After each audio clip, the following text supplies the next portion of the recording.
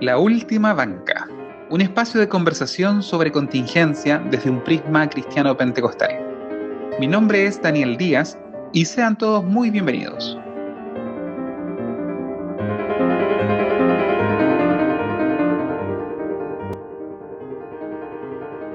Hola y bienvenidos a un episodio de nuestro podcast La Última Banca. ¿Cómo estás, Daniel Díaz? Hola Hans, ¿todo bien por acá? Gracias al Señor. Contento de poder estar grabando un episodio más. Estamos muy contentos porque ya hemos alcanzado los 500 suscriptores en nuestro canal de YouTube y, como habíamos prometido, el día viernes 4 de marzo a las 20 horas vamos a estar haciendo un live, así que para que se puedan conectar vamos a dar nuestras coordenadas a través de Instagram, Facebook y nuestras redes sociales en general. También les quería recordar que nos pueden contactar a través de nuestro número de WhatsApp, que lo vamos a dejar en la descripción del video. Ahí nos pueden enviar algunas sugerencias y nosotros las vamos a responder en nuestros episodios. Bueno, para este programa, para este episodio, tenemos a una invitada especial, pero antes de presentarla, queremos abordar el tema de hoy, que el tema, yo creo que tal vez el tema del año. ¿Cuál será este tema? El tema del año es la entrada de Rusia a Ucrania y vamos a entregar un breve contexto a continuación. El día jueves 24 de febrero del año presente, el presidente ruso Vladimir Putin autorizó una operación militar especial en la región de Ucrania, en la región específicamente de Donbass, y la declaración, de acuerdo a lo que está escrito en la prensa, fue la siguiente: que Moscú no le ha quedado otro camino para defenderse de lo que él describió como amenazas procedentes de la Ucrania moderna. Su decisión es considerada una declaración de guerra por parte del pueblo ucraniano en Kiev. Básicamente, lo que está pasando ahora es que las fuerzas rusas ya entraron a Ucrania, están cercanas a Kiev, donde han tenido una resistencia muy fuerte, por lo tanto aún no toman la capital de Ucrania. En ese sentido, nosotros queremos entregar un breve contexto histórico y, por qué no decirlo también cultural, sobre Ucrania, el rol de Ucrania y esta invasión rusa. Antes de eso, quiero también aprovechar la oportunidad de saludar y presentar a Katia Stefan, que es nuestra invitada del día de hoy. Katia, por favor. Bueno, hola Hans, hola Daniel, muchas gracias por la invitación. Como indica mi nombre, yo no soy de Chile, yo soy ucraniana, nacida en Ucrania cuando todavía era parte de la Unión Soviética y por distintas circunstancias mi familia se fue del país cuando yo tenía 8 años y nos fuimos a Estados Unidos y viví la mayoría de mi vida ahí. Entonces, tengo una perspectiva a lo mejor distinta a la que tendría un ucraniano que ha vivido toda su vida ahí o alguien recién llegado acá a Chile desde allá. Y tampoco he podido visitar mucho mi país natal porque está muy lejos y ya no me quedan tantos parientes allá, pero todavía quedan algunos que nos tienen bien preocupados, muchos amigos también.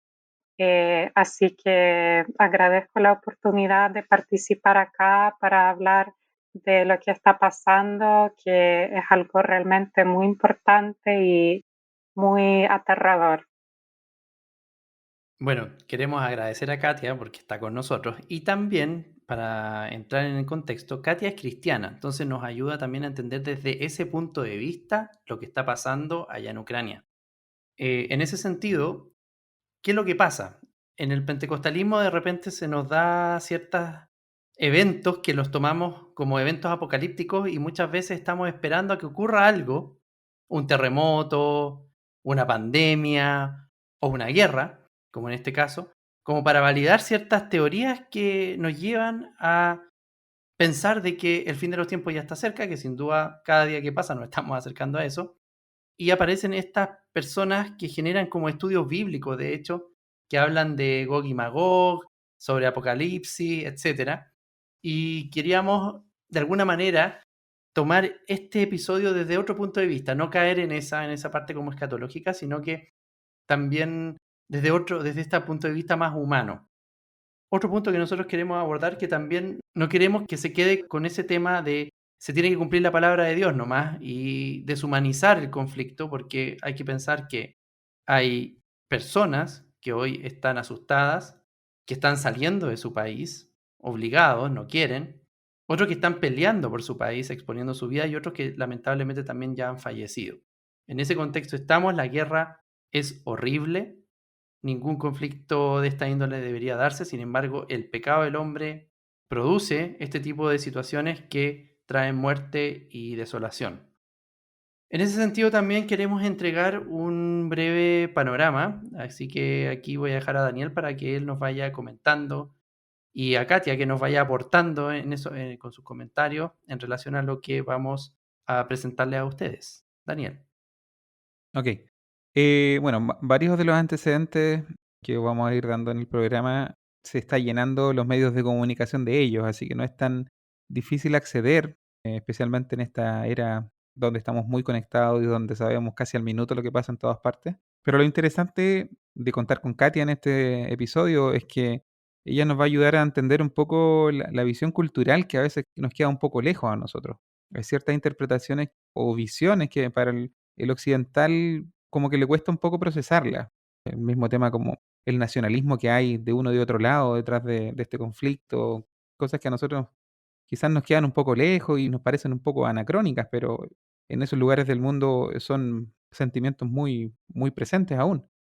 Otro tema, antes de pasar a lo que son los antecedentes y luego darle el paso a Katia para que nos vaya contando un poco más de este conflicto desde su perspectiva, es que Hans dice que Katia es cristiana y efectivamente lo es, pero es cristiana ortodoxa, cosa que no es algo con lo que estamos tan familiarizados acá en Latinoamérica especialmente. Nosotros a lo más los pentecostales nos limitamos a conocer un poco las iglesias históricas hasta cierto punto, son todos reformados y calvinistas, para el pentecostal, los salvos siempre salvos y sería. Y los otros son los católicos. El pentecostal tiene cierta relación con el catolicismo porque muchos de ellos salieron de la iglesia católica. Pero en Oriente el cristianismo que predomina es precisamente el cristianismo ortodoxo en todas sus variedades, que son bastante también. Y la iglesia ortodoxa, la rama principal, se separa de la iglesia católica, o como dicen los ortodoxos, ellos se separaron de nosotros, en el gran cisma, que es como del año 1000 y algo, 1060, 1040, no recuerdo muy bien. Entonces eso es importante conocer. El cristianismo que predomina en gran parte de Oriente es el cristianismo ortodoxo y Katia también pertenece a esa iglesia. En cuanto a los antecedentes del conflicto, que es lo principal que vamos a hablar el día de hoy, quiero resumirlo en 4 puntos. El conflicto que dio lugar esta semana se viene fraguando desde el año 2013, si volvemos a lo que fueron las manifestaciones del Euromaidán o la Revolución de la Dignidad. Creo que es importante partir desde ahí. Entonces, ¿qué es el Euromaidán o la Revolución de la Dignidad? Es una serie de manifestaciones que se dieron en Ucrania de índole europeísta y nacionalista y que tuvieron su clímax en el derrocamiento del presidente Víctor Yanukovych, un presidente prorruso del Partido de las Regiones. Estas comenzaron, las manifestaciones, el 21 de noviembre del 2013, luego que el día anterior, el 20 de noviembre, el presidente suspendiera la firma del acuerdo de asociación y libre comercio con la Unión Europea. Ahí comienza una serie de manifestaciones que terminan por derrocarlo. Las protestas del Euromaidán se dieron en la parte noroccidental del país, donde está principalmente la población que es más, que tiende a ser más europeísta.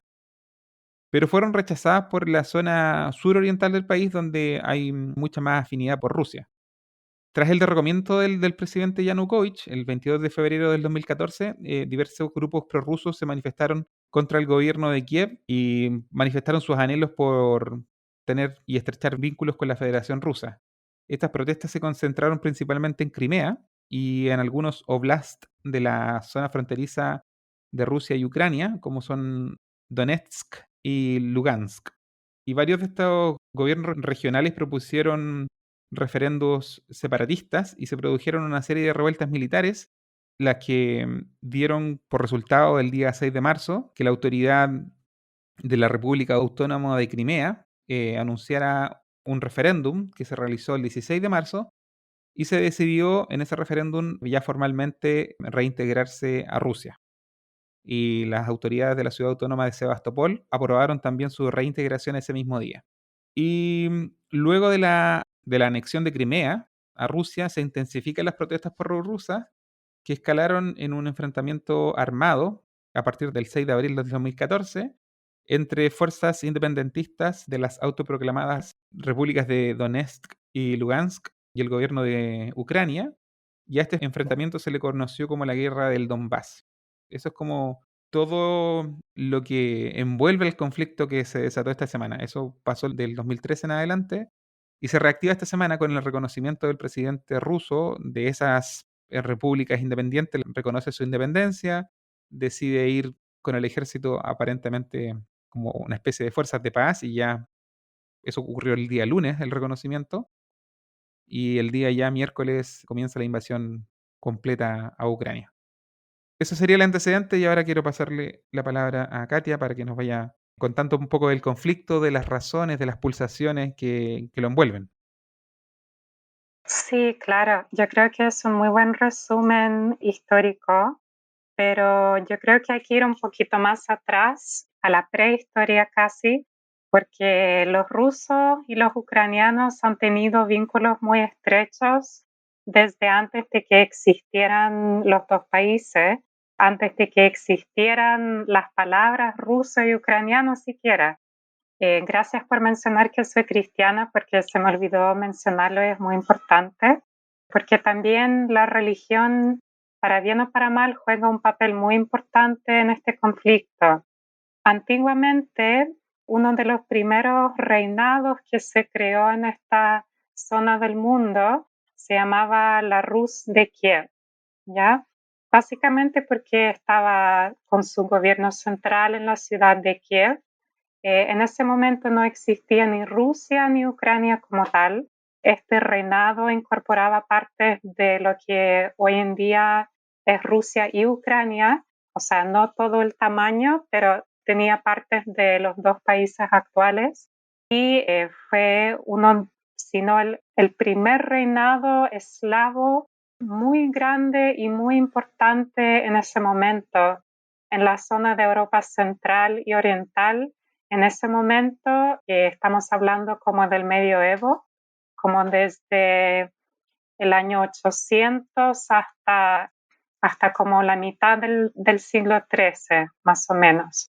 En ese tiempo era uno de los reinados más importantes de la zona y de Europa en general. Y bueno, ahí en el año 988, uno de los grandes príncipes de Kiev, que en ese tiempo todavía no se llamaban zares o reyes o emperadores, se llamaban grandes príncipes, porque había una serie de principados y en el fondo el principado de Kiev era el más importante. Entonces el gran príncipe de Kiev en ese tiempo se llamaba Vladimir y él decidió hacerse cristiano ortodoxo. Y bueno, juntamente a él, todo el reinado pasó a ser ortodoxo, antes eran paganos, y eso influyó después en la evangelización de toda la región de Europa Oriental y Central, porque hoy en día, como vamos a hablar más adelante, yo creo, una de las características principales de Rusia es su religión ortodoxa. Y hay que recordar que eso venía de mucho antes de que Rusia existiera y venía de la Rus de Kiev propiamente tal, que obviamente no duró tanto ese reinado como lo que ha durado Rusia, pero influyó mucho en toda la cultura de todos los países que llegaron a existir después, porque ya en esos años cuando se convirtió Vladimir, se empezaron a construir las primeras iglesias, que algunas hasta hoy en día existen en Kiev, los primeros monasterios, sin hablar de otros edificios culturales. Y eso se expandió después a lo que llegó a ser Rusia, porque cuando llegó la invasión de los mongoles, Kiev fue saqueada varias veces y no solo por ellos, pero finalmente fueron los mongoles los que acabaron con este reinado y muchos de estos príncipes, para salvarse, se fueron al norte, a un pueblito, digamos, que en ese tiempo se llamaba Moscú y no tenía mucho poderío porque estaba en un lugar no tan estratégico, pero sirvió para ocultarse de los mongoles porque había mucho bosque, no era tan fácil llegar, pero no era un pueblo tan importante como lo era Kiev, que hay distintas fechas que dan para su fundación. Algunos dicen en el año 482, me parece. Esa es como la leyenda oral. Los arqueólogos dicen siglo sexto o séptimo, pero de todas formas era mucho más antigua que Moscú, que fue fundada como en el año 1147, me parece, y llegó a ser poderosa mucho más después. Por eso, cuando hablamos de Rusia y Ucrania, hablamos de un origen común en la Rus de Kiev.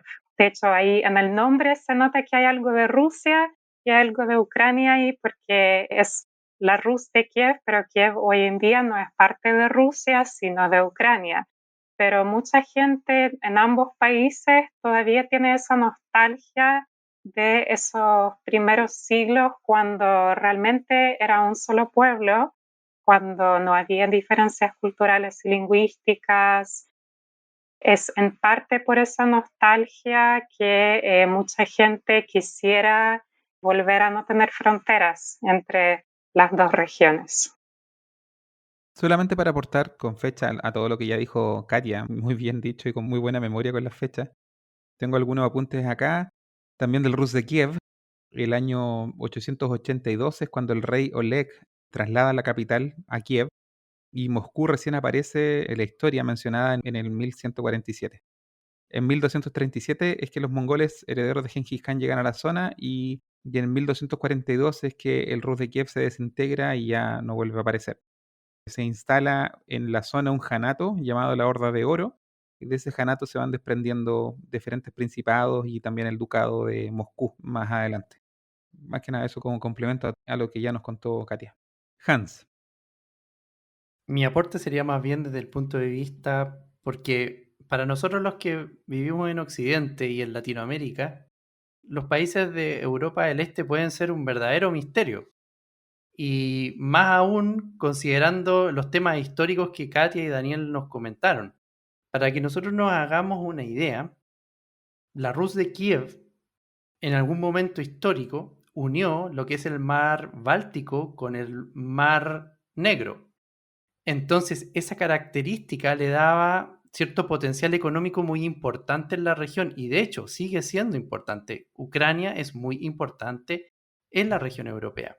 Entonces, por ejemplo, los gasoductos, esto seguramente ya lo han escuchado, pero para los que no sabemos mucho de estas cosas, es interesante saber que los gasoductos que vienen desde Rusia pasan por Ucrania y llegan a Europa y Rusia le entrega gas a Europa.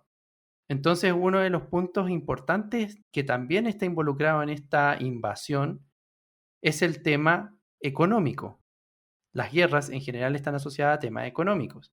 Como Daniel ya explicó, en el año 2014 se anexa Crimea, que está en el Mar Negro, que es una posición muy estratégica y es anexado a Rusia. Ellos lo celebraron mucho esto. Entonces ya hubo una avanzada y paralelo a esto se generaron estas repúblicas separatistas al este de Ucrania.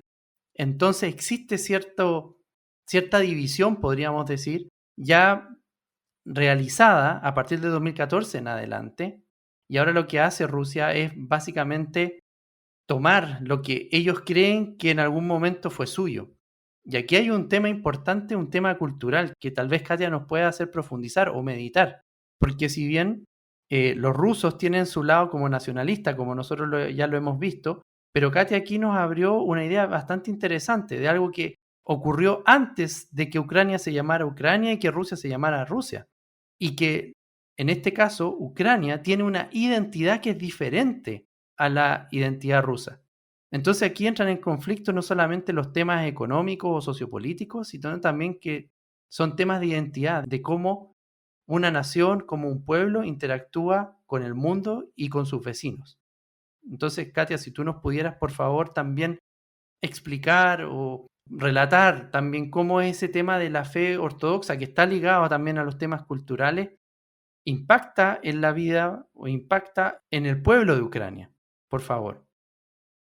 Mira, yo creo que hay más similitudes que diferencias. Un ejemplo que suelo dar cuando la gente me pregunta, por ejemplo, si yo hablo ucraniano o cómo es el ucraniano versus el ruso, yo les digo que yo no hablo ucraniano porque yo vengo de una familia culturalmente y en parte étnicamente rusa, y eso es muy común en Ucrania porque las fronteras han cambiado mucho y la gente se ha movido mucho entre los dos países. Hay una mezcla étnica y cultural muy profunda, entonces hay mucha gente en Ucrania que cultural y lingüísticamente es más rusa que ucraniana. Y eso tiene que ver en parte con la historia, porque el lado oriental de Ucrania, por ejemplo, donde están hoy en día estas repúblicas que se quieren separar, siempre ha sido culturalmente más rusa por cercanía geográfica y también porque durante el imperio ruso siempre fueron parte de ese imperio, mientras que el lado occidental de Ucrania ha pasado por muchos percances y ha formado parte de Polonia, del Ducado de Lituania, hay partes que eran de Eslovaquia o que hoy en día son de Eslovaquia, viceversa, digamos. Con la Segunda Guerra Mundial eso cambió mucho. Hay partes que eran de Rumania. Entonces hay en Occidente, en la parte occidental de Ucrania, hay una conciencia muy distinta porque siempre ha habido más lazos con Europa occidental. Y en parte por eso el idioma ucraniano comparte bastante, por ejemplo, con el polaco, que está más al occidente. Pero lo que yo suelo decir cuando la gente me pregunta por los idiomas es que son súper inteligibles entre sí. O sea, uno no tiene que estudiar el ucraniano para entenderlo si uno sabe ruso y viceversa. Y el ejemplo que doy es con el portugués y el español. O sea, la mayoría de la gente no estudia portugués, pero si habla español entiende casi todo, sobre todo si lo ve escrito, ¿no?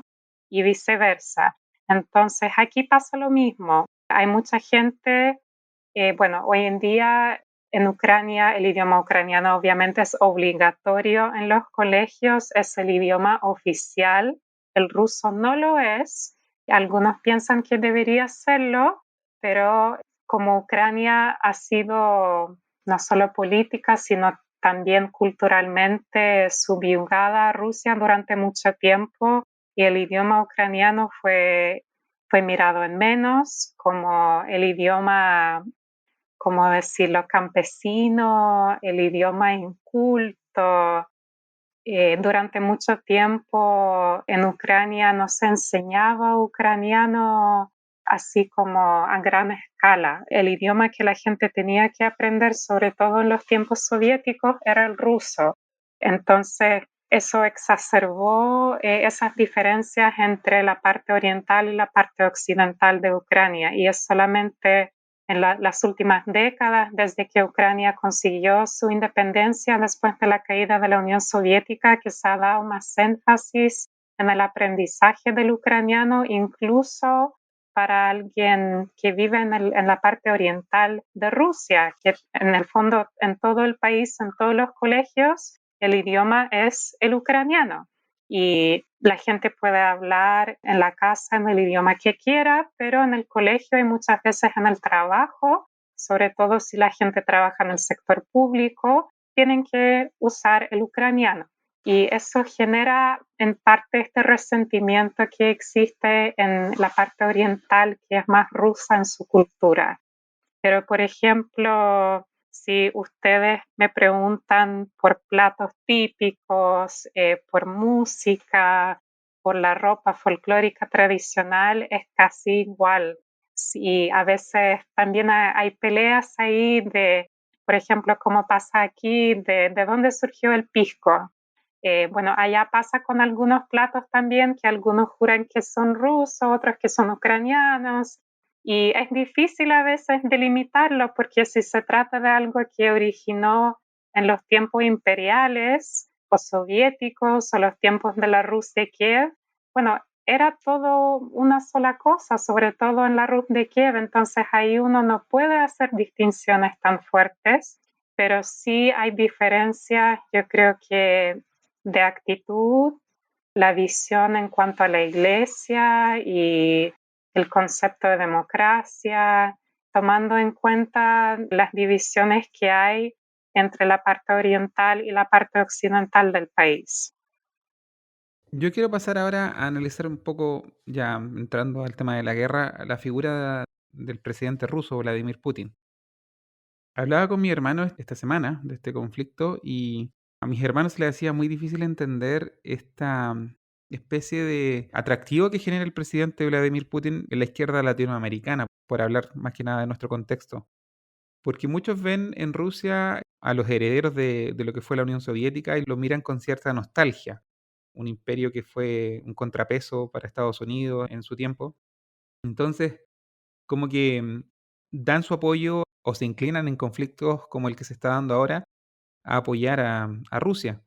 Pero el gobierno de Putin está muy lejos de querer ser un gobierno comunista como lo fue el de la Unión Soviética, según entiendo. Ahí tú puedes explicarnos mejor y ahondar. Aunque si viene el discurso de Putin hacia afuera, porque yo siento que tiene un discurso hacia afuera, hacia el extranjero, y otro discurso hacia adentro, es evitar que la OTAN, que es esta organización del Atlántico Norte, que fue un conglomerado de países que se unieron de forma militar para hacer, no sé si fue la OTAN la que se formó primero o el Pacto de Varsovia, pero eran los dos contrapesos. La OTAN era básicamente países aliados a Estados Unidos y el Pacto de Varsovia eran países aliados a la Unión Soviética. Y esos eran como los dos pesos militares del tiempo de la Guerra Fría. Cae la Unión Soviética en los 90 y muchos países que pertenecieron al Pacto de Varsovia se fueron uniendo primero a la Unión Europea o a la OTAN. Me parece que el orden no necesariamente va en una misma línea, y luego a la OTAN o viceversa. Entonces se fue aumentando el número de países de la OTAN y creo que ahora está en algo así como 30, pasaron de 17 a 30. Y muchos de estos países ya son casi fronterizos con Rusia.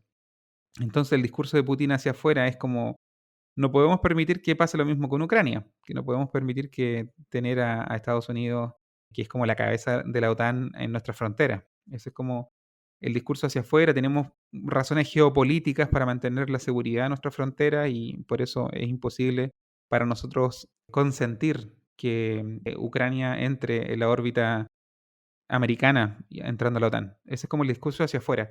Pero el gobierno de Putin representa como todo lo que la izquierda latinoamericana aborrece, en el sentido que es nacionalista, es muy conservador, tiene una relación muy estrecha con la iglesia, que nos puede explicar también eso, que es un poco difícil de explicar también, porque tenemos ortodoxos que pertenecen a la iglesia ortodoxa rusa, y hace poco la iglesia ucraniana creo que se separó de la rusa, ahí también hay temas políticos que no entiendo, ¿nos podrías explicar?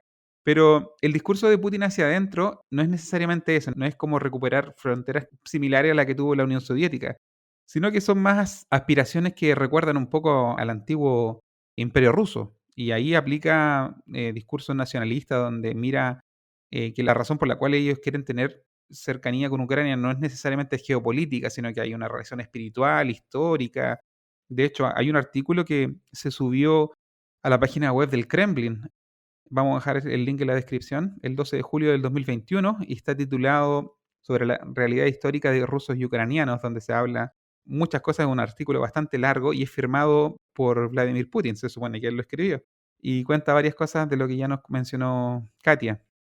Y ahí considera que las naciones de Rusia y Ucrania son naciones hermanas, divididas en dos grupos. Por un lado estarían los belocrusianos o los grandes rusos, que son los rusos actuales, y por otro lado estarían los malos rusos o pequeños rusos que serían los ucranianos. Y entonces hay todo un discurso más nacionalista, más incluso religioso hacia adentro para justificar esta guerra y esta invasión. Entonces, Ayúdanos a entender, Katia, estos dos Putin, este Putin que se proyecta hacia el extranjero y el Putin que se conoce hacia adentro, mucho más nacionalista, mucho más conservador, mucho más ligado a la iglesia.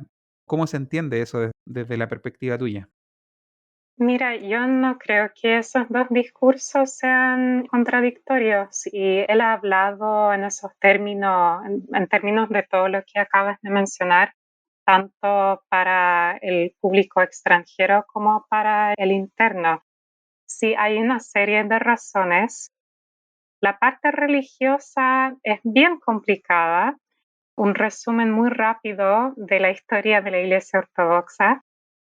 La figura del patriarca en la Iglesia Ortodoxa es como el líder de un país. Dentro de un país, cada Iglesia Ortodoxa tiene su propio gran obispo, digamos. Es el obispo más importante en ese país y se elige de forma democrática, digamos, en un sínodo, como una asamblea, por así decirlo, de obispos. Y el patriarca de Rusia siempre ha tenido, bueno, no, perdón, no siempre, pero durante los últimos siglos ha desempeñado un papel muy importante en el mundo ortodoxo, porque primero ustedes saben que el obispo de Roma ha sido muy importante desde los inicios. Bueno, cuando el Imperio Romano se acabó, ese obispo perdió importancia en parte, pero también porque se creó una nueva Roma en la ciudad de Constantinopla, que hoy en día se llama Estambul y está en Turquía, ¿no? El emperador romano corrió la sede del imperio a esa ciudad de Constantinopla, ¿ya? Y de hecho fue Constantino quien primero legalizó el cristianismo en el imperio y luego lo hizo la religión oficial cuando él mismo lo aceptó. Esto fue mucho antes de que pasara lo que les comenté en Ucrania, pero influyó después también en la cristianización de la región. Bueno, entonces la ciudad importante, digamos, pasó de ser Roma a ser Constantinopla y luego cuando llegó el Imperio Otomán y saquearon Constantinopla, el centro de la fe ortodoxa, el centro del cristianismo ortodoxo llegó a ser Rusia y la capital, como es Moscú, llegó a ser como el centro del mundo ortodoxo porque Rusia era el único país capaz de mantener la iglesia a gran escala y también de defender a otros ortodoxos, por ejemplo, en el mismo Imperio Otomán. Entonces hay un concepto que es la tercera Roma, que pasó a ser Rusia y Moscú en particular, que es la sede del patriarca. Y como les decía, el patriarca es como el obispo principal de Rusia. Ahora, él en teoría tiene poder solamente en Rusia, ¿ya? Y cada país tiene lo mismo. Bueno, no todos se llaman patriarca, pero en el fondo cada país tiene su obispo principal, que es el líder de la iglesia en esa nación. Ahora, como Rusia ha pasado por muchos conflictos, hay mucha gente que se ha ido de Rusia y ha establecido iglesias ortodoxas rusas en otros países, incluyendo a Chile. Entonces, el patriarca también está a cargo de esas iglesias en la diáspora, que son muchas en todo el mundo, y lo que pasó por el periodo otomán dejó bastante debilitado el patriarca de Constantinopla, que históricamente se consideraba el primero entre todos los patriarcas, ¿ya? Antiguamente había solamente 5 patriarcados antes de que existiera Rusia o Moscú. Eran Jerusalén, Antioquía, que está en Siria, Roma, Alejandría en Egipto y Constantinopla, ¿ya? Y Constantinopla llegó a tener este papel tan importante porque era la ciudad principal del Imperio Bizantino, era la iglesia con más recursos y ese obispo, ese patriarca, llegó a ser nombrado patriarca ecuménico. Ecuménico en este sentido significa como universal. pero eso no significa que sea representante de Cristo en la tierra, es más bien como un relacionador público, digamos que es la cara visible de la Iglesia ante todas las otras religiones y países del mundo. Entonces, es bastante distinto del concepto romano, pero lo que se ha acusado muchas veces es que el patriarca de Constantinopla ha tratado de actuar como un papa. Y una de las instancias en las que se le acusa de esto es en lo que hizo en Ucrania, porque los ucranianos, en gran parte por estos problemas políticos que han tenido durante tanto tiempo con Rusia, donde la Iglesia está muy vinculada con el Estado, que de eso también vamos a hablar, ellos han pedido durante años tener su propia iglesia, digamos, no un patriarcado, pero sí algo más chiquitito, en el fondo tener una iglesia ucraniana donde los oficios se hicieran en ucraniano, donde se predicara en ucraniano, donde no se impusiera ninguna política a través de la iglesia, que es lo que ha pasado mucho en las iglesias rusas. Entonces, como lo que pasa es que la iglesia ortodoxa en Ucrania, desde el inicio, fue como un proyecto de la iglesia rusa y es bastante raro porque yo les dije antes que la ortodoxia, el cristianismo en general, partió en la Rus de Kiev, ¿no? Partió ahí y después fue a Rusia, pero como Ucrania pasó por muchos cambios y fue parte de muchos otros países como Polonia, que es católica romana, qué sé yo, Rusia ha sido quien ha mantenido la iglesia ortodoxa en Ucrania. Entonces, antiguamente, hasta solamente unos años atrás, todas las iglesias en Ucrania, todas las iglesias ortodoxas, estaban bajo obediencia al patriarca de Moscú. Esas eran las únicas iglesias legítimas. Ahora, había muchas otras que no eran legítimas. Cuando digo legítimas, me refiero a la sucesión apostólica, que es un concepto clave para los ortodoxos. Entonces, había iglesias que se llamaban Iglesia Ortodoxa de Ucrania, pero no tenían nada que ver con los apóstoles, porque habían nombrado sus propios sacerdotes y obispos que no tenían este vínculo histórico. También lamentablemente ahí algunos cambiaron más que el idioma y yo creo que algunos sí incursionaron en prácticas no correctas y lo que hizo el patriarca ecuménico hace unos años fue crear esta iglesia ucraniana aparte de la rusa.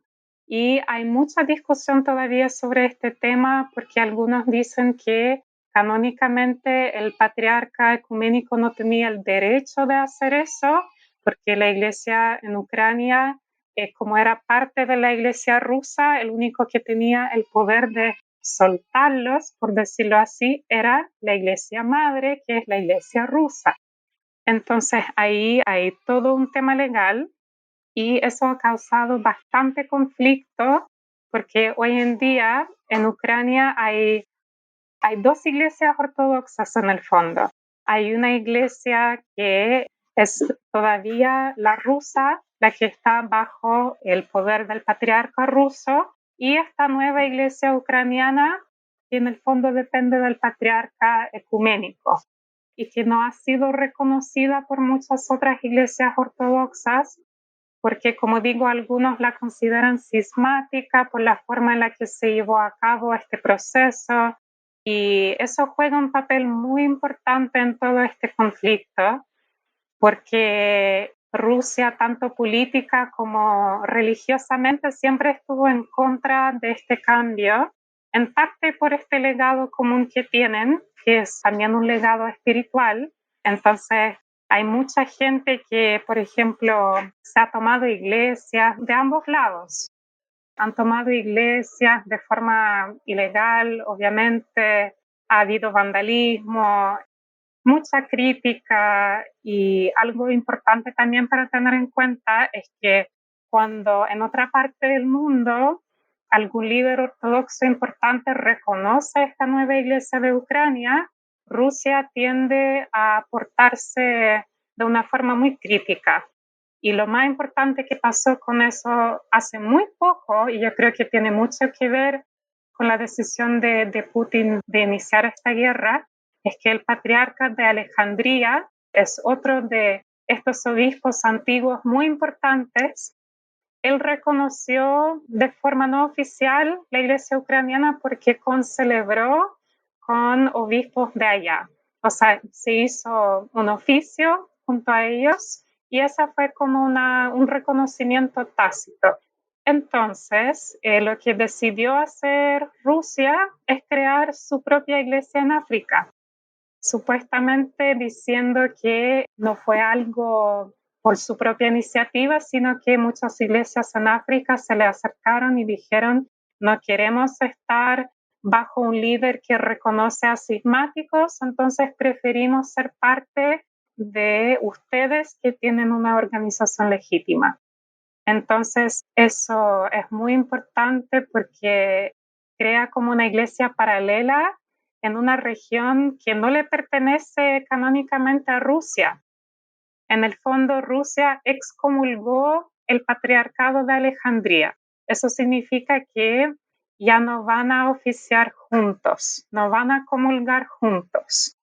Y eso es lo que ya había hecho con Ucrania, ¿no? Con esta nueva iglesia no hay ninguna relación diplomática. Es como cuando los países tienen conflictos y se dejan de reconocer, o sea, se llevan a todo el personal diplomático, se cierra la embajada, es así. No hay comunicación oficial.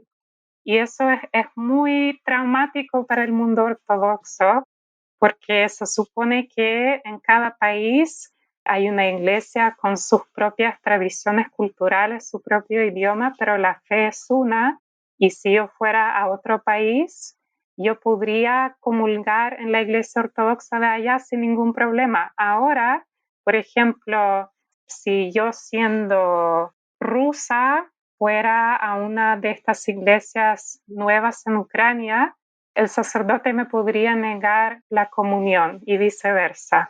Hay muchos sacerdotes que no lo están haciendo, que en el fondo es algo en el nivel de la jerarquía que no ha bajado a toda la gente, pero sí hay gente que entre ellos los fieles tienen muy malas relaciones. Como les digo, en Ucrania ha habido actos de violencia entre los dos grupos, entonces es una situación muy, muy tensa.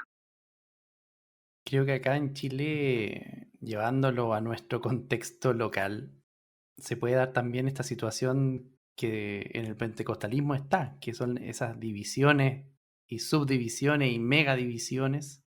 Y la excusa bíblica para apoyar esas divisiones es esto de salieron de nosotros, pero no eran de nosotros.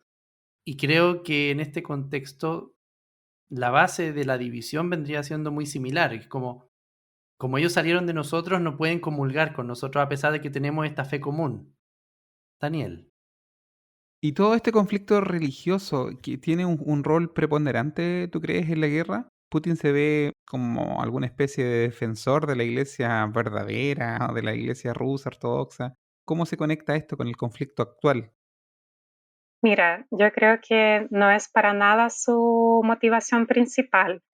Hay que saber sí que Putin trata de proyectar una imagen muy ortodoxa, asiste a todas las grandes celebraciones de Navidad, Pascua de Resurrección, le sacan las fotos ahí en la iglesia persignándose, las publican, qué sé yo.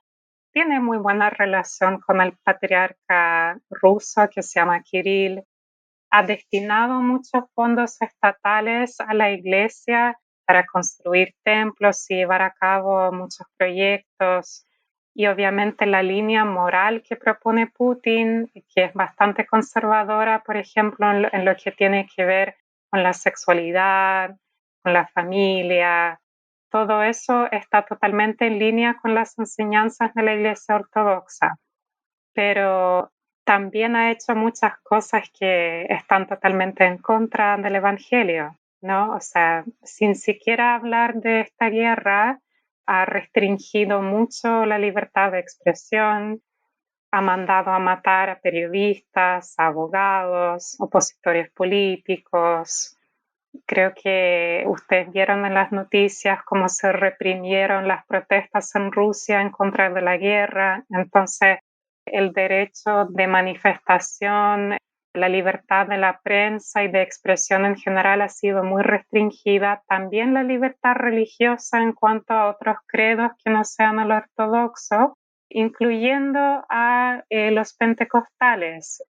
Hay una relación mucho más tolerante con las iglesias protestantes tradicionales como la luterana, porque llevan mucho tiempo en Rusia, pero estas iglesias nuevas, digamos, como los pentecostales, también como los bautistas y otras iglesias como los adventistas, los mormones, los testigos de Jehová, que son más nuevos en la historia, o por lo menos su presencia en Rusia lleva menos tiempo porque la mayoría llegó recién después de la caída de la Unión Soviética, cuando se dio una gran oportunidad de hacer misión en este país que había sido ateo por tanto tiempo.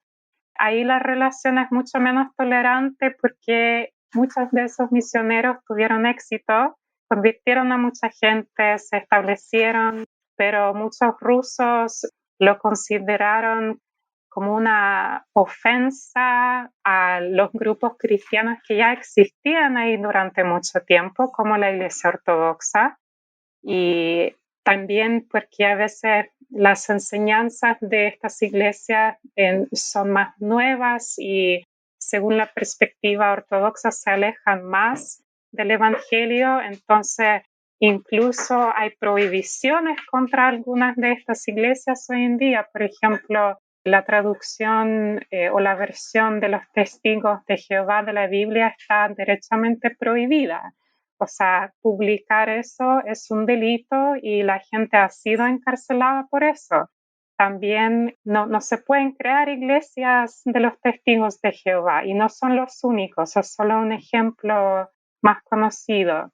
Hay mucha gente que ha sido detenida por juntarse a un culto, por organizarse como iglesia, en parte porque la iglesia ortodoxa los ve como una amenaza, yo creo, porque las iglesias protestantes tradicionales y la iglesia católica romana no son tan numerosas en Rusia y nunca han tenido una misión tan fuerte.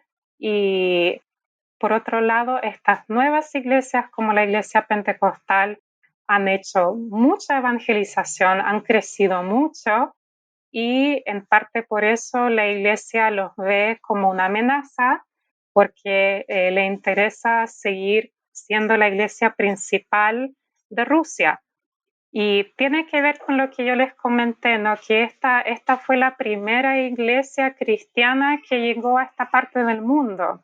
Cuando el gran príncipe Vladimir se bautizó y bautizó junto a sí a todo su pueblo, ahí llegó el cristianismo. Entonces, ahí la mirada suele ser, ¿por qué vienen aquí a evangelizar si nosotros somos cristianos hace siglos más que ustedes, ¿no? Bueno, como Rusia heredó mucho del Imperio Bizantino, donde la iglesia era parte del Estado, a veces el emperador elegía al patriarca, era una relación muy, muy estrecha, demasiado en muchos casos. Ese es el ejemplo que tomó Rusia. Entonces, ustedes probablemente saben que hay zares que también como Pedro el Grande, hacían y deshacían organizaciones religiosas a su modo, y la Unión Soviética es como el ejemplo extremo, ¿no? Entonces, siempre desde otras partes del mundo ortodoxo, sobre todo desde los comienzos del periodo soviético, ha habido mucha desconfianza a la iglesia rusa por estar demasiado sujeta al poder político. Y eso se ve en Ucrania, también existe en otras partes del mundo donde existe la iglesia rusa. Y muchas veces yo creo que son temores que se confirman porque, por ejemplo, el patriarca actual, de forma indirecta, ha apoyado todas las acciones del presidente Putin. O sea, todo lo que nombró Daniel, la anexión de Crimea, también apoyar a estas repúblicas separatistas en el oriente de Ucrania, el patriarca ha apoyado eso completamente. O sea, a veces saca declaraciones contradictorias, pero si uno sigue la trayectoria de lo que ha dicho y ha hecho, su posición es bastante clara.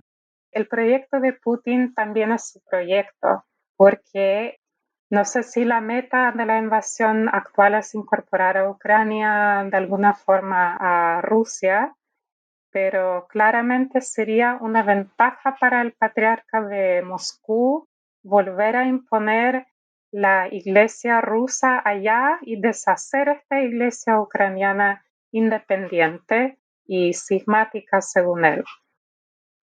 Yo creo que, como digo, no es la motivación principal de Putin, es como un bonus, es algo mucho más grande que eso. O sea, la economía que mencionó Hans, el tema político de la amenaza de los países que son miembros de la OTAN, pero también yo creo que es como el sueño de recuperar lo que había antes, ¿no? Recuperar el tamaño y el poder de lo que era la Unión Soviética, lo que era el Imperio Ruso y también la Rus de Kiev, cuando no había tantas diferencias entre estos pueblos. Yo creo que esa es la parte que más enfatiza Putin cuando se dirige a sus conciudadanos, esta parte de reconstruir y recuperar lo perdido. Y ahí se enfatiza la hermandad con estos pueblos y la defensa que supuestamente se está dando a ellos en términos culturales, espirituales y políticos de Occidente. Bueno, Kate ya nombró que hay varias iglesias en Ucrania y ahí nos detalló, digamos, cómo las iglesias, específicamente las ortodoxas, están funcionando o pretenden funcionar. En relación a este conflicto y como algo adicional, quiero mencionar una nota que está en la página web de Estudios Evangélicos. Les vamos a dejar el link abajo, que habla sobre el llamamiento sobre la agresión militar de Rusia contra Ucrania. Y aquí varias iglesias, un concilio ucraniano de iglesias y otras organizaciones religiosas hicieron una declaración. Y la voy a leer, es muy breve. Aquí hay que entender que están muchas iglesias, son hermanos nuestros, y también hay hermanos pentecostales, algo que Katia mencionó que es una proporción muy poca, pero que también son hermanos nuestros y que creo que sería interesante poder considerar, más allá del pueblo de Ucrania que hoy está en esta guerra, también considerar en nuestras oraciones a los hermanos, a todos los hermanos que ven con horror lo que está ocurriendo y también sumarnos a esas oraciones. Entonces, voy a dar lectura. Queridos hermanos y hermanas, pueblo de Ucrania, desafortunadamente los esfuerzos para prevenir el estallido de la guerra por parte de muchas personas en todo el mundo, incluido nuestro Consejo, no han tenido éxito. Hubo un ataque sin provocación por parte de Rusia y Bielorrusia contra Ucrania. En estas circunstancias, les instamos a mantener la calma, no ceder al pánico y cumplir con las órdenes de las autoridades estatales y militares de Ucrania. La verdad y la comunidad internacional están del lado ucraniano. Creemos que a buena voluntad prevalecerá con la ayuda de Dios. Apoyamos a las Fuerzas Armadas de Ucrania y a todos nuestros defensores. Los bendecimos en su defensa de Ucrania del agresor y ofrecemos nuestras oraciones por ellos. Hacemos un llamado a los líderes religiosos y políticos del mundo para que hagan todo lo posible para detener la ofensiva de la agresión ruso en Ucrania. Pedimos a Dios que bendiga a nuestro pueblo en este amargo tiempo de pruebas. Kiev, 24 de febrero de 2022. Esa es la declaración y también, para que nos hagamos una idea, Ucrania es un país que tiene más de 44 millones de personas. En este momento, sus habitantes están dejando el país. Ya una proporción importante del país se ha ido moviendo de ahí. Y la ONU ya advierte que hasta 5 millones de ucranianos podrían huir al extranjero. Esto genera un drama muy grande. Si bien Rumania y Polonia han sido los primeros países en asistir a estas personas, los países vecinos, sin duda también tiene que haber una respuesta por otros países, porque si se espera que una cantidad tan grande de personas se vayan de Ucrania, y no porque quieren, sino porque tienen que salir porque hay una guerra, también nosotros deberíamos considerar esa oración en favor de ellos. Que no les falte el sustento, que no les falte el alimento, que no les falte el abrigo. Hay que recordar que nosotros acá estamos en verano, allá están en invierno y el invierno es muy duro, es muy duro. Acá en Chile no tenemos esa experiencia de ese tipo de invierno. Tengamos siempre esas consideraciones en lo humano también. Esto es un drama muy grande lo que está pasando. Y para finalizar, por lo menos mi participación y ya irme despidiendo, voy a dejar también un link con 2 artículos de una página llamada Pensamiento Pentecostal. Uno está escrito por la misma Katia y se titula El papel del Espíritu Santo en la Iglesia Ortodoxa. Muchas veces nosotros como evangélicos pentecostales somos como muy celosos de describir cómo se tiene que mover el Espíritu Santo.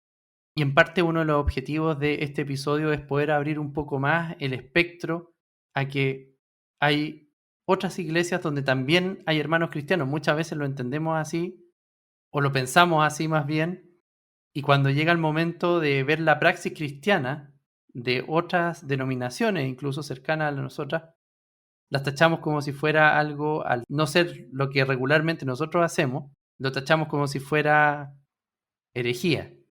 Y no es así. Así que para que ustedes puedan explorar que como nuestro Dios es tan múltiple en su gracia, también hay múltiples formas de servirle y adorarle. Se pueden acercar a este artículo para que podamos entender un poco más. Y hay un segundo artículo también de la misma página, que se los voy a dejar acá, y se titula Pentecostalismo y Ortodoxia Oriental. Así que les vamos a dejar ese material para que podamos leer, instruirnos y poder ampliar nuestro conocimiento sobre la fe, sobre nuestra fe y sobre la fe también de nuestros hermanos. Daniel. Yo ya como meditación también final y última pregunta para Katia. Pienso más que nada en cómo Occidente ha sido un poco inocente, creo yo.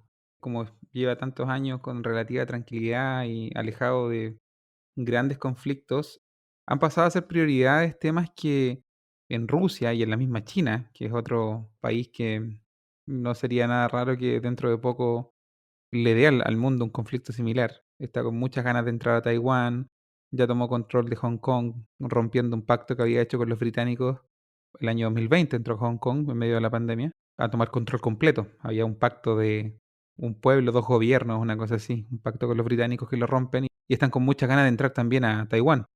Y Rusia, por otro lado, está con Vladimir Putin a la cabeza, con deseos de recobrar las fronteras, ya sea la Unión Soviética o del antiguo imperio ruso.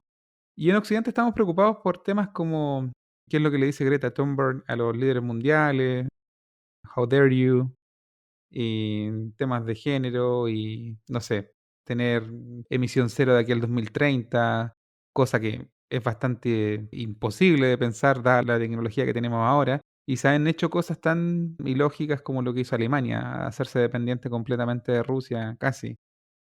Eso es más que nada una meditación. Yo creo que esta guerra que estalló en Ucrania ha sido un golpe de realidad a los líderes occidentales de que el mundo no es ese lugar que ellos han idealizado y que los problemas del mundo son mucho más complejos que si llamo con un pronombre determinado a una persona o si lo ofendo porque confundo su género. Esos son cosas que han tomado relevancia, pero que tienen una importancia mínima y sobre todo en Oriente, donde esos problemas ni siquiera existen.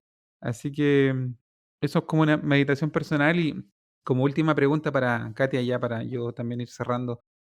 Nadie tiene una bola de cristal, pero ¿crees tú que este conflicto pueda seguir escalando, viendo un poco el perfil de Vladimir Putin y la voluntad del pueblo ruso? ¿Crees tú que pueda seguir escalando y pueda abarcar la región o crees tú que el objetivo ya simplemente es colocar un gobierno títere como el que tiene en Bielorrusia y ahí va a terminar todo el conflicto? Una opinión personal respecto a este tema en cuanto a visión a futuro y ya con eso yo creo que estaríamos terminando. Es una muy buena pregunta. Lamentablemente yo creo que las cosas no van a mejorar en mucho tiempo. Yo creo que van a empeorar mucho antes de que puedan mejorar. Aquí las ambiciones son muy grandes y también Putin ha amenazado a otros países que quisieran ayudar a Ucrania y que quisieran entrar en la OTAN como Finlandia y Suecia. Lo bueno es que muchos países europeos se han dado cuenta de la seriedad del conflicto y han cambiado de parecer, decidiendo mandar armas y también fuerzas militares. La misma OTAN, tengo entendido que va a mandar un contingente limitado pero grande. Y yo creo que eso es lo más importante ahora para Ucrania. Yo sé que los cristianos por lo general buscamos la paz, pero en esta ocasión yo creo que la única forma de conseguir la paz es a través de la guerra, porque estamos hablando de una defensa legítima ante una invasión no provocada y por eso creo que Ucrania tiene todo el derecho a defenderse. Ahora mucha gente común y corriente lo está haciendo en Ucrania ante la falta de ayuda internacional y la falta de recursos en Ucrania. Mucha gente ha tomado las armas, entonces vamos a tener estos conflictos oficiales y también los paramilitares que van a durar durante mucho tiempo, aunque Putin llegue a establecer un gobierno nuevo de su agrado. Yo creo que habrá conflictos con estos bandos locales. Eso va a seguir durante mucho tiempo. Y también existe la lejana esperanza de que esta ayuda de Occidente no va a llegar demasiado tarde y va a marcar una diferencia real en el conflicto, pero creo que va a ser un proceso largo y sea lo que sea el resultado, ya cambió el mundo y lo va a seguir cambiando en muchos sentidos. Incluso acá en Chile vamos a sentir los efectos de esto durante muchos años. Y la última cosa que quería decir era solamente para que un chileno pudiera imaginar lo que es esto para un ucraniano. Imagínense que Chile no se independizó de España en el año que lo hizo, que siguió siendo parte del imperio, igual que muchos otros países en Sudamérica, y que a veces había algunas rebeliones, qué sé yo, nunca tuvieron éxito. Y imagínense también que se impusiera la cultura española acá en Chile, que todas las manifestaciones culturales chilenas también de los modismos, de la forma local de hablar, fueran suprimidas de alguna forma, que en los colegios se enseñara solamente el español de España y que la historia se enseñara de tal forma que pareciera lo más natural que Chile siempre haya sido y será parte de España. Imagínense que recién hace 30 años Chile por fin consiguió la independencia, pero no antes de, en otros momentos también, ser una colonia de Estados Unidos.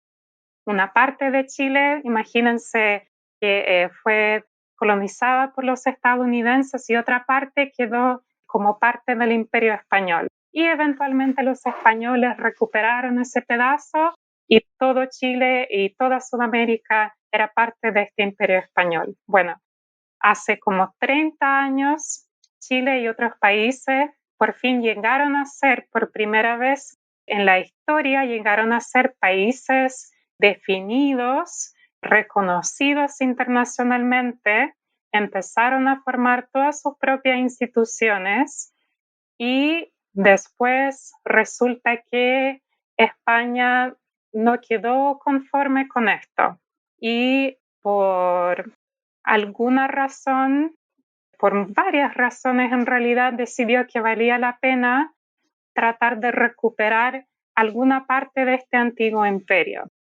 Entonces, quizá podría empezar con la parte más cercana, que no sería Chile, digamos que va a partir con Cuba.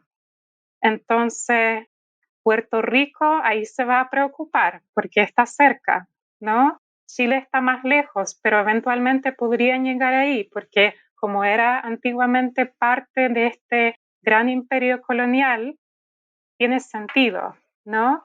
Entonces, imagínense este país que ha luchado siglos por ser un país propio, con sus propias leyes, que ha pasado por muchos conflictos internos también, que es normal en un país recién formado, que este país sea invadido o se vea ante la amenaza inminente de una invasión porque ve que a los vecinos los invadieron.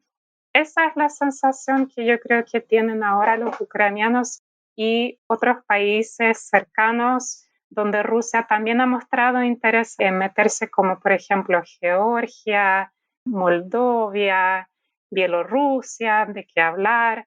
Yo creo que esa es la sensación que hay que tomar en cuenta. Yo sé que cuesta mucho imaginar todo esto porque Chile lleva en realidad más tiempo como nación que Ucrania, pero tomen en cuenta también el hecho de que esta civilización ucraniana que yo les describí cuando hablé de la Rus de Kiev es algo mucho más antiguo que Chile. Entonces, por un lado, es una nación muy nueva y al mismo tiempo muy antigua como civilización, como cultura. Entonces, ese es el escenario que hay que tratar de imaginarse.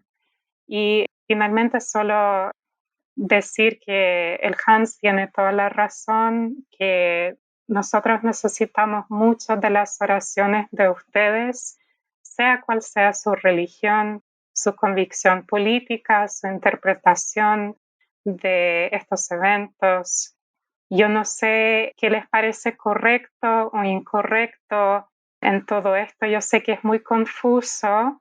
Hay medios occidentales, hay medios de Rusia diciendo cosas contradictorias, pero yo creo que si no saben bien cuál resultado apoyar o cuál bando apoyar, yo les pido que recen simplemente por la paz, porque Dios sabrá de qué forma debe darse, Él sabrá quién está en lo bueno o en lo malo, quién debe arrepentirse. A lo mejor los dos lados se han equivocado en muchas cosas, así que les pido simplemente que recen por la paz en la región y en todo el mundo, ¿no? No son tiempos fáciles en ningún país, pero al mismo tiempo yo agradezco mucho estar acá en Chile, donde estos conflictos no son comunes, tenemos otros problemas, pero están en otra escala, ¿no? Y por eso, gracias a Dios por traerme acá y también gracias a Él por darme la oportunidad de compartir con ustedes. Gracias a ti, Katia, por tu tiempo, por tu disposición a conversar con nosotros de forma tan rápida, la verdad. Y tú decías algo muy emotivo, que es orar por la paz. Y también ya un llamado al arrepentimiento. Yo creo que estas situaciones nos hacen ver lo frágiles que somos. Y también, por qué no decirlo, y aquí va mi comentario de modo personal, cuando un país trata de crecer, cuando un país trata de tener alianzas económicas, de entregarle lo mejor a su pueblo, y llega otro opresor y entra guerreando, podríamos decirlo, yo creo que está claro quién es el que está actuando de forma incorrecta. En este caso sería Rusia. Al no poder contenerse en sus ansias de poder y limitar también al poder de Occidente, pongámosle geopolíticamente, estratégicamente, pero vuelvo a lo mismo, volvemos a lo mismo. Aquí hay personas, hay niños, hay familias que se separaron, hay muertes que se podrían haber evitado. Y tenemos que pensar en eso y que nuestras oraciones vayan también para las familias que tuvieron que separarse y también para aquellas familias que con dolor van a tener que recibir una mala noticia producto de esta situación de guerra. Eso, muchas gracias, Katia. Nos estaríamos viendo en otra oportunidad y yo me despido, Daniel. Bueno, yo también reitero el agradecimiento a Katia por el tiempo que nos ha dado, ya bastante extenso, más de una hora, em, considerando que está Leoncito ahí, posiblemente echándola de menos. León es el hijo de Katia y de nuestro amigo Luis. Reitero el agradecimiento y también, bueno, hago eco de la petición de Katia de que oremos por el conflicto, oremos por la gente que sufre, oremos por tanta gente que va a estar, que va a quedar afectada porque la guerra genera mucho daño. Y hacer un llamado a la gente que nos escucha y que participa de las redes sociales. Yo sé que Facebook, por ejemplo, es una plataforma donde la gente ya mayor de 30 como nosotros, usa para compartir memes y para reírse un poco. Pero yo creo que con este tema de la guerra, especialmente de Ucrania, hay una línea roja que no se debería cruzar. He visto un par de contactos que en el afán de llamar la atención han estado bromeando con esto y yo creo que está bastante fuera de tono. Habría que madurar un poco y saber con qué bromear. Así que repetir la petición a orar y pedir que el Señor traiga pronto una pronta resolución a este conflicto tan triste. Eso sería de mi parte. Mando un gran abrazo. Los esperamos para el viernes. Este episodio lo estamos grabando un sábado, 26 de febrero, y nos estaríamos viendo en el live el día 4 de marzo, día viernes. Eso sería todo y nos vemos dentro de poco en el live. Este fue un nuevo capítulo de La Última Banca. Los esperamos la próxima semana.